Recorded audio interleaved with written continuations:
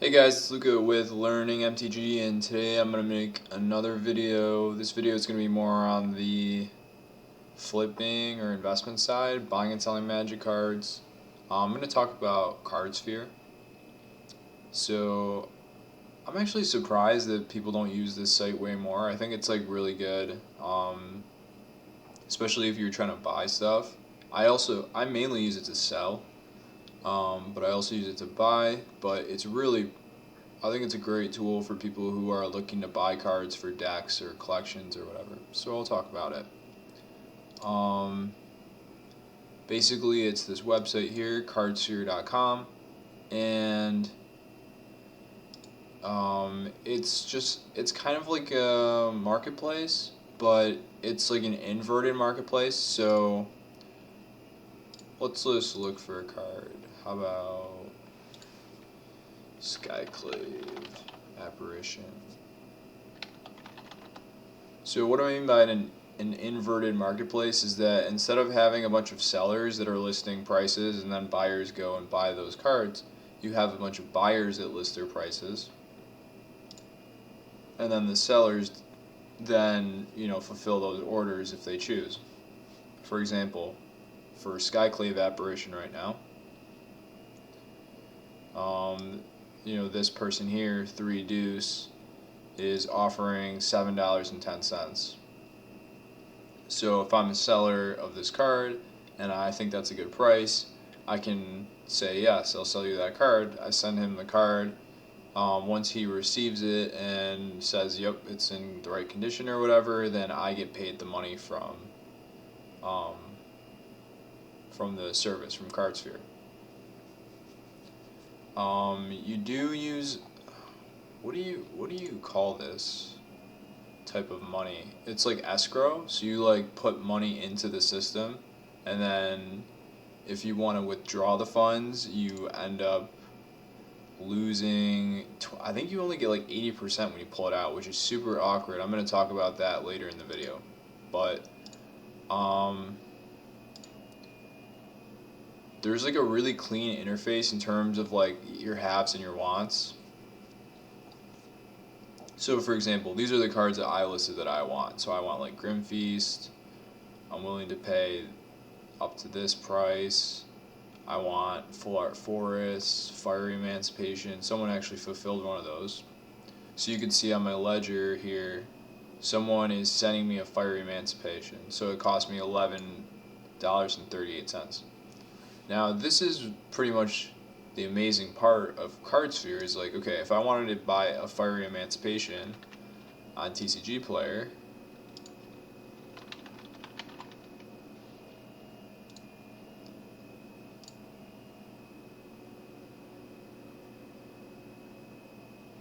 I have a feeling that one True Bob is not like a real thing.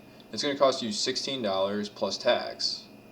So what is that? 16 times 1.08.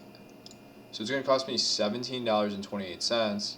Instead, I got it for $11.38. So I just saved $6 off of market price. So that's pretty amazing. Like people should be more aware of this. I really think that it's just people don't know about it yet. So I think it's like a good product with bad marketing or just bad brand awareness or whatever. People don't really know about the product yet, but it's kind of interesting. There's kind of like a pro and con here, right? So okay, yes, you are getting a better price, but you may not get the order fulfilled, and that's kind of the trade-off. So I'm getting this at a cheaper price, but theoretically, I could say, hey, I want these at this price, and no one could ever fill it. So if you needed cards for a deck, or if you need to get the cards in a certain time frame, then theoretically this could be worse. Although, if you needed to get cards in a certain time frame, you could just offer a much higher price. So I offer, what am I offering? Let's see, in my wants. So when you do a want, you basically say like what percentage of market price do you want to pay? And I said 70%. So if I wanted it like instantly, you could put 100%, 80%, and so on and so forth. Obviously, you know, the higher percent, you're not getting that discount, but still, it's pretty nice. If you put 80-85%, it's gonna get filled pretty fast. Because basically, you know, sometimes what people do is they'll just go here. Let's see. Oh yeah, to best offers, and then here they'll show you like really high offers. So okay, some of these are like ridiculously high, but there's like a lot of 100% offers or whatever.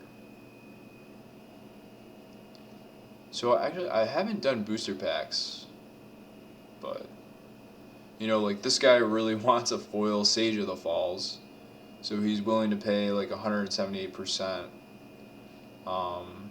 market price. So that okay, so that's another kind of really big glaring issue with with this with this website is that it's using market price. It's got some kind of calculation, some kind of algorithm to determine the market price. Probably uses like TCG prices, and it can be wrong, right? So this person's offering 178%. It's probably not due to the fact that they're willing to pay that much. It's probably due to the fact that there's some mistake with this calculation. Um, Another weakness, if you're gonna buy foils, especially like old border foils, like this guy wants an onslaught foil. I would not recommend buying old border foils from people who are not really professionals. Like when you're buying cards off of Cardsphere, you're buying them from like more everyday Magic players as opposed to like big stores. Um, and so they're not as careful with condition. Although I have bought some really nice old border foils from Cardsphere, so it's like a crapshoot. You can get it, you cannot. I would definitely not count on it. I would say, you know, if you're gonna get an old border foil, there's probably like a 20% chance it's gonna be nice, um, and probably like an 80% chance that it's actually LP, not near mint.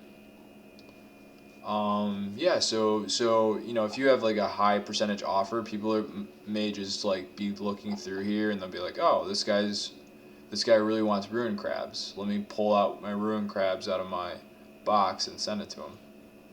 The other thing you can do on this site, which is really nice, I'm really impressed with the platform they've built here, is you can list all your halves, and this is basically how I sell my lower ticket items.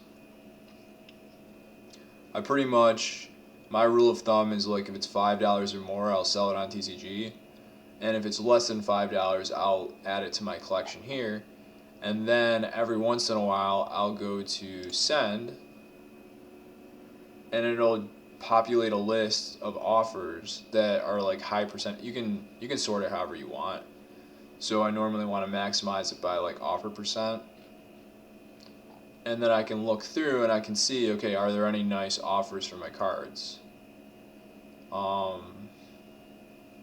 And usually I like to look for packages that have like multiple cards in them.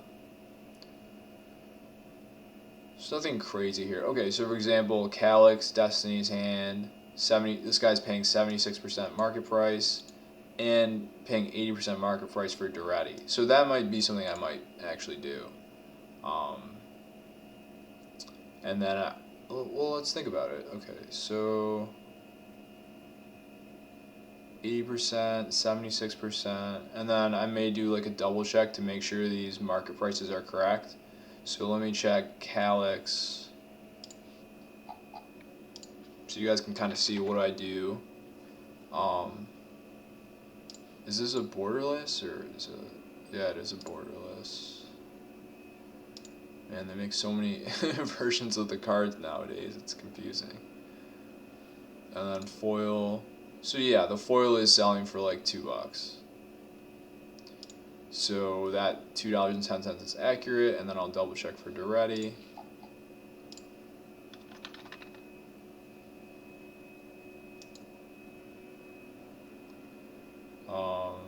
It's this version of the card, I believe.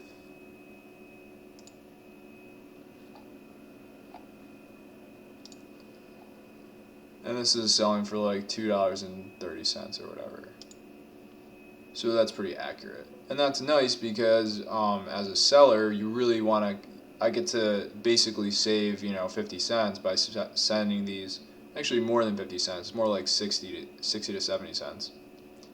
by sending these two cards together and not paying all my shipping costs for both of them. So what I'll do is I'll click review here, and I'll say that I'm not a robot, and I'll confirm. Success, you have committed the package to Zombie Kill. So now it's in my sending, and now I'll just make a package. I'll put these cards in the package and I'll mail it to this guy. And then once he receives them, he'll say, yep, they're good, and then the money will get added to my ledger, which I can then spend to buy cards, or I could pull out. Okay, so what are some of the weaknesses of this platform? One of the really big concerns I have is like the fact that it's awkward to pull money out. I believe you only get 80% of the money you pull out. So I do wonder from a theoretical perspective if no one is incentivized really to take your money out. For example, I have $345 in here right now. I do not want to take that money out. I would much rather buy cards with it. Even if I'm buying cards that I'm going to break even on, then I'm going to get $345 instead of getting 80% of that. And then I wonder if you have a system where money goes in and no money comes out, is that going to cause inflation within the system?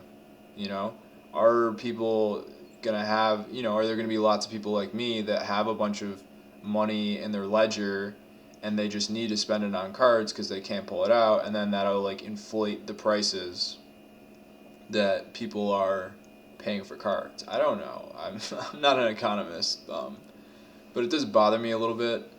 I do wish there was a way to withdraw funds at maybe like a 95%. Then there'd be less issues about that. But who knows? Who knows how that'll turn out, really? And maybe some people do just want to take out the cash. They don't want to bother, trying to buy cards and then turn it into cash, as I would do. What other weaknesses can I think about? So also as a buyer, you don't have the same guarantees probably, or maybe you do. I don't know what the guarantees are like here. On eBay or on TCG, you have like really strong guarantees as a buyer that you can get your money back. Probably also have similar guarantees here, but I'm not entirely sure. But I can tell you, like, all the trades I've done here have been legit. How many trades have I done? So it doesn't tell me how many trades I've made. It only says I've sent 316 cards and I've received 73 cards. So I've probably made, I don't know, 200 trades on this service. I've never gotten, any problems really. The only problem I had with one guy, I sent him a revised Sedge Troll, which was a mistake. Now it's worth way more. And it was like really near mint, and he was like, there's one little scratch on it, and he got mad or whatever. And I wish he would have sent it back, because now it's worth so much more. But that's like the only issue I had. And then sometimes I was getting near mint foils from people that weren't really near mint, like old border foils, but that's kind of to be expected. That also happens on TCG Player, by the way. And some of the really big stores like ABU and Troll and Toad will also give you not the greatest foils if you buy old border foils. So that's it. That's all I have to say. I hope lots of people start using this platform. I think the beauty of this platform is it's almost frictionless, in the sense that if you're like buying and selling on TCG or eBay, there's like a 13% fee, and on top of that there's like credit card fees, or I don't know what kind of fees, but there's basically like flat fees on every transaction, in addition to the 13% fee you're paying to eBay or TCG. So this kind of eliminates all of that, really the only frictions you have here are your shipping costs. So basically, it's a system where you're kind of like cutting out the middleman of TCG Player and eBay, so the buyer and the seller are better off. So that's pretty cool. And I wouldn't be surprised if more and more people start using this. I mean, why not? If you can get cards at such a great rate, especially more. I think more buyers should start using this service. But anyways, I don't want to go on too long. Thought this would be cool. Thought people might get some usefulness out of this. And I hope to see you guys in the next video.